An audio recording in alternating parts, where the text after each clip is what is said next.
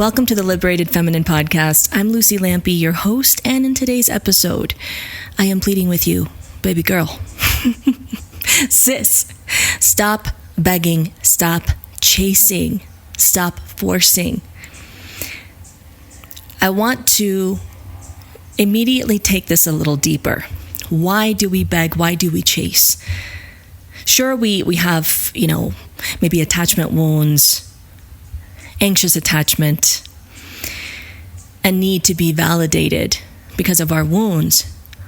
But I also want to introduce this concept here, that when you beg and chase, let's say after a man, or to be chosen by a partner, what that really is a form of self-protection. So we can appreciate this part of you that wants to keep you safe. So we're not villainizing that, we're not diminishing that or putting that down, but we are just calling it out and calling it forth. That's ultimately what's really happening, is that there's a part of you that feels like she needs to beg and chase and force, because if she doesn't, she's not going to get what she needs. And so even deeper than that, we'll take it even deeper. This is a reflection of your trust in the universe, your trust in God, source, love. It's a reflection of your trust in yourself. And I want to explore this from these multi-layered perspectives, right? So that you can not only stop the behavior of begging and chasing, but actually feel free from the need to, which is different than just tackling the symptom, the surface symptom. Now let's start from the top layer on things that you can immediately stop or start doing. Number one, stop making yourself so available. I'm not talking about playing games or playing hard to get, but have a life. Have other interests, other relationships, sisterhood, friendships, projects, whatever it is that nourishes you outside of the relationship, so that you are not fixated on, when is he going to text me? When is he going to ask me out? What are our plans for tonight? And listen, I have worked through this a lot, and I still notice this coming up in myself. It's like, oh, you want to do this at this time? Okay, yeah. Let me push back my thing. No. If this is something that's important to you, if it's nourishing to you, if it nurtures your heart, prioritize it. And this is not, we're not taking this to the other extreme of like, well, forget you, man, because my needs are more important than yours. It's not about that. It's about collaboration. But you can't be a truly collaborative partner in a partnership if you are not even clear on what you need and what nourishes you, and you're not invested in yourself. Another thing that I would say start doing is more of what nourishes you. So I know this is there's an overlap here between number one and number two, but more specifically, what is it that you've been wanting to try? What is it that you've been wanting to get into? Or maybe just something that's calling to your soul. Maybe it's something you want to study, something you want to go deeper into spiritually, some skill you want to master more or just become proficient at. But you've been afraid that if you devote yourself to that it's going to take away from the relationship, and that then you won't be able to be as available. And so these are things that there's so much nuance in that. Like, you've got to be so just open to being shown and being reflected back the ways that you are still not choosing yourself. And you've got to be open to being reflected back the ways that you are displaying that pick-me behavior. Again, out of self-protection. Because in the past, perhaps you've only experienced your needs being met if you are, if you're really adamant about it, if you're adamant or even pushy about your needs. And again, this is something I am personally still working through the layers. Oh my God, there are so many layers. Because it requires such strength, such courage, and such vulnerability to make your requests known, make your needs known, communicate them, right? Not bark demands, but communicate your needs from your heart. And then to trust that you will be taken care of one way or another. So let's say that you are transitioning from begging and chasing for attention and love and to be chosen by a man. And let's say you are in relationship, or maybe you're just exploring this new connection, and you start to notice this pattern in yourself of like, okay, I feel like I keep asking for the same thing over and over again. And the more that I ask, the more it pushes him away. And this is actually the nature of how feminine and masculine energy works, right? Whether it's within ourselves or with a partner who is more in that masculine embodiment. The masculine doesn't want to be caged in. It doesn't want to be told what to do. And the more that we're like, this, do you see this? Do you see me? I need this. He feels trapped. He feels obligated. And he will either force himself to do something that his heart is not really in on, and you will feel that, and that will create resentment and disconnection, or he will be firm on, no, I don't have the capacity for that. I'm not available for that. I need to ground into who I am before I can offer you that. And so what will happen if you make your needs known, you let your heart be seen, and then you wait. You trust. It's not that you're necessarily putting all of your trust in this man to then meet the needs of your heart, but you are trusting in something much bigger.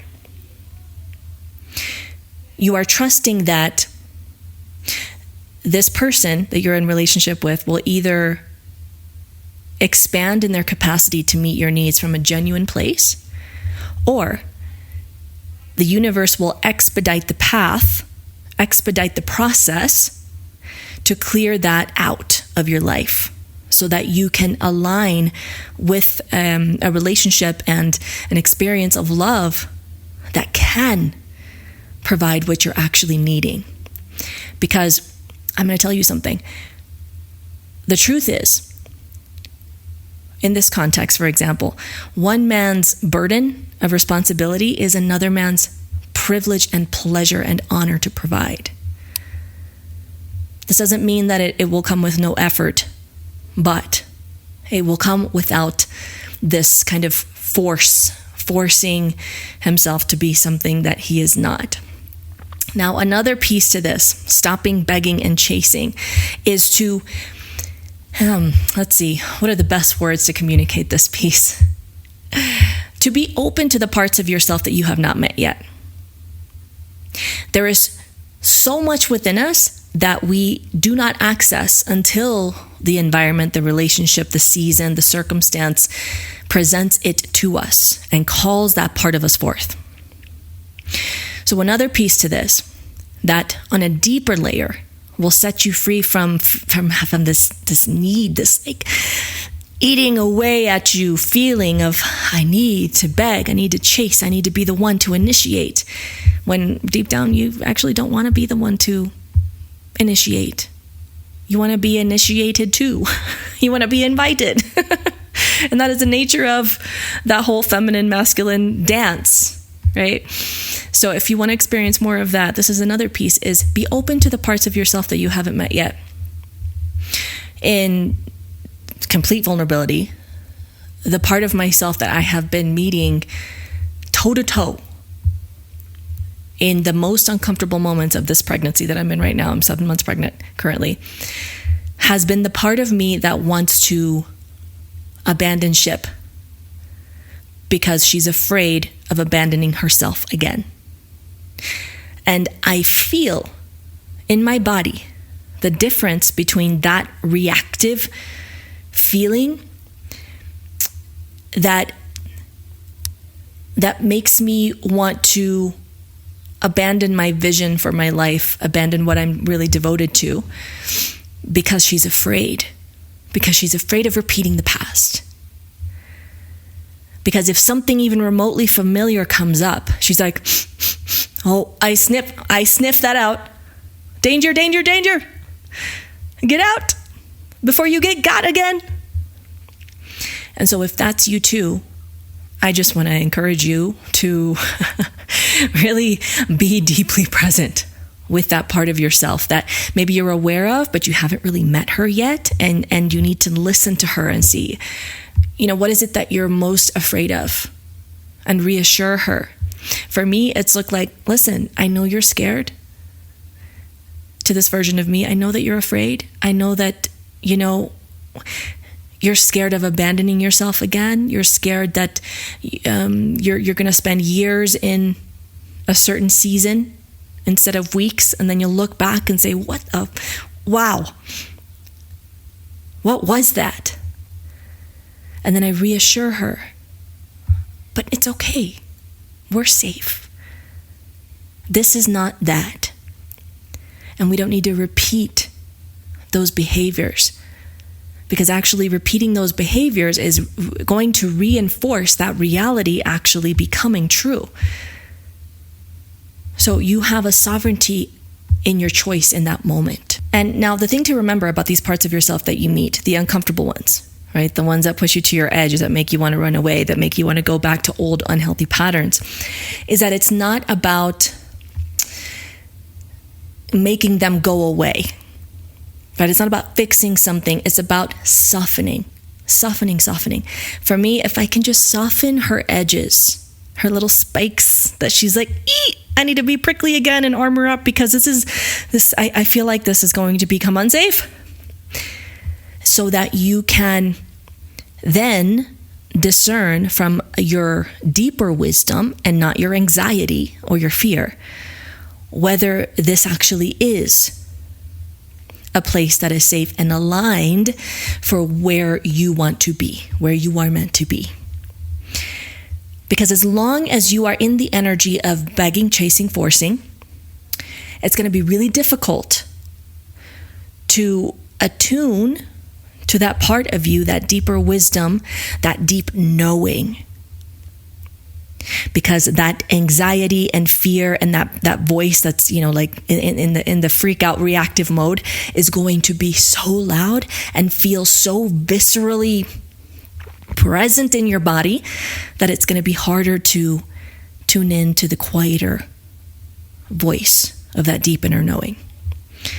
And so soften. That is the key here. Now, you're also going to be meeting parts of yourself that are beautiful. It's not all going to be scary and shadows and, uncomfortable, ick, just be willing to be with those parts of yourself. That is the important thing here. And you're also going to meet parts of you that it's like, oh, I didn't know that I had this in me. I didn't know that I could be radiant in this way without getting XYZ. Because in the past, I've only been radiant in this way when I got XYZ. And so let yourself surprise yourself. Let the universe surprise you, introducing you to new parts of you, new aspects of you that are very welcome. So fundamentally, the deepest work in this, besides, just not being so overly available or overly accommodating or abandoning yourself and what nourishes you in order to accommodate someone else, descending deeper from that, meeting the parts of you that are just trying to protect you because you've been through some shit. Because you've been wounded, you've been hurt. Your body remembers these things, even if your mind has intellectually worked them out and you understand the wound. That's very different than processing the imprint that it makes in your body, in your nervous system, in your subconscious mind. So give yourself lots of patience and grace as more layers come up, because the last thing you need is to be judging yourself when you find that you are begging for love, or to be shaming yourself when you find that you are chasing someone instead of letting them approach you. So self-shaming is never productive. You can't shame yourself into loving yourself. You can't shame yourself into choosing yourself more fully. You just can't. And you can't shame your partner into loving you better either. So again, meeting these parts of yourself, softening those edges. And a lot of this too, I know I keep coming back to this because this has been such a powerful, indispensable part of my journey and something that I guide a lot of women through in my courses, my retreats, my upcoming book. And that is working with this powerful dark feminine energy to help you cut through the noise, purify those fears that your ego is,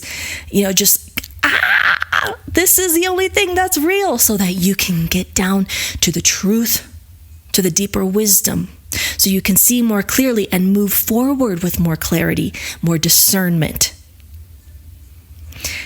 And for that, I invite you to check out my course, Dark Feminine Codes, to get started or perhaps to go deeper. If you're familiar with dark feminine energy or a few of the dark goddess archetypes, this is a space where you can go even deeper.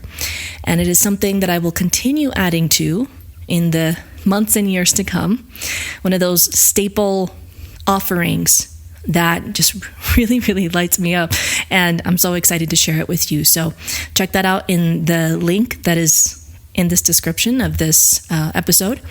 And again, as always, feel free to share what is resonating with you, what is clicking for you, where is that aha moment, or just that something from your heart that you want to share. So feel free to leave your comment here on the video, or if you're listening on Spotify, or email me at support@thewildawakening.com. Otherwise, thank you for tuning into this episode. Don't forget to like and subscribe. And until next time, here's to liberating your wild feminine heart. Bring the boom, I bring the bass. Give me a taste, lay me to waste. I'm your little plaything. I got to feel